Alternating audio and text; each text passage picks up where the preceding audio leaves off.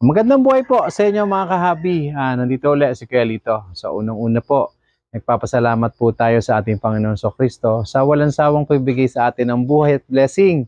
So ngayon po ay dumadami yung mga taong nagme-message sa akin tungkol dito sa ating airlift. Actually, ito po ay tinetesting pa lang natin. Although maganda naman yung testing namin, gumawa tayo ng dalawang version. So ibig sabihin, may isang maliit at merong isang medyo malaki. So, mas malaki na dihamak tong isa kaysa dito. So, gusto ko lang po ng medyo malaki yung canister, kaya ganyan po yung ginawa natin. Yan. Kasi nga po ito, kahit papaano, pag mataas po, kuha niya pa rin.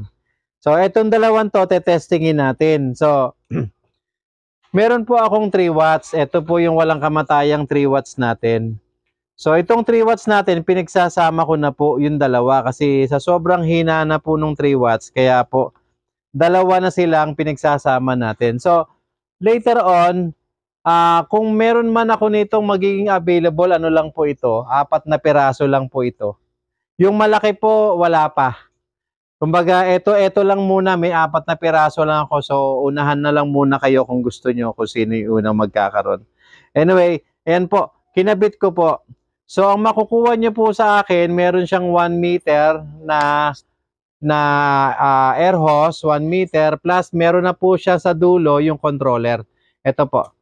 So, nilagay ko po sa dulo yung controller. Yan, kasi po dito wala na tayong controller nito, hindi na tayo dyan mag-a-adjust. Dito na lang kayo mag-a-adjust kung kailangan. Yan. Kakabit ko po ha, uli. Yan. So, pag kinabit natin, ngayon, yung water, itutok mo dito, Toy. Yan.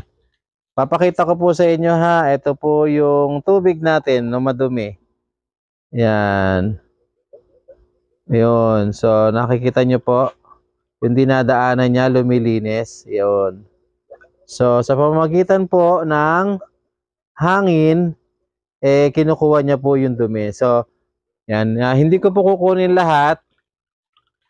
Dahil tetestingin din po natin yung mas malaki sa kanya. So, ayan. So, gamit yung ating 3 watts, nag-work. Then, titingnan po natin ha. Tignan mo tayo, lapit mo dito. Ito po yung kanyang canister. Yan, no? So, kung napansin nyo po ito, napuno po ito ng dumi.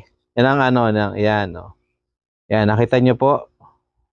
So, yan yung kanyang nakuwang dumi doon. So, ito lang po yung inyong ipapagpag at ito lang po yung inyong lilinisin. So, every time